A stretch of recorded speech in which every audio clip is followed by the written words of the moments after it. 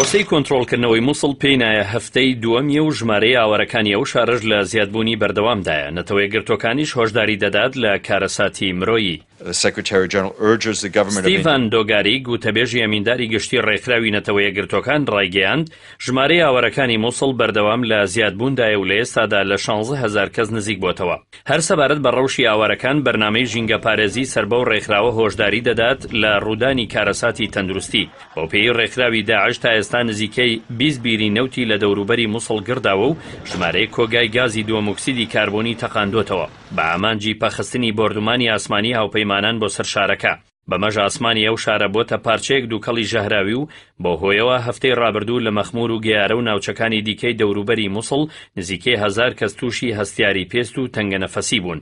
سەرپەرشتی پرۆسەی فریاکەوتنی ئاوارەکان دەکات. لەلایەکی دیکەوە وەزارەتی کۆچ و کۆچبەرانی عێراق ڕایگەیان گەورەترین شەپۆلی ئاوارەکانی مووسڵ لە سەرەتای دەستپێکردنی پرۆسەکەوە لە چەند ڕۆژی ڕابردوودا بووە کاتێک هەزاران کەس توانیویانە خۆیان لە دەست داعش ڕزگار بکەن و ئەو شارە جێبێڵن.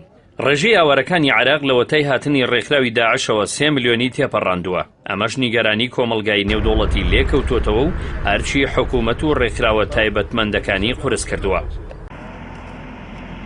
هێزانامنیەکانی عێراق بە پشتیوانی پێشمەرگە و هێزەکانی هاوپەیمانان هەفتەی ئەم مانگە ئۆپراسیۆنی کۆنتڕۆڵکردنەوەی مووسڵیان دەست پێ کرد.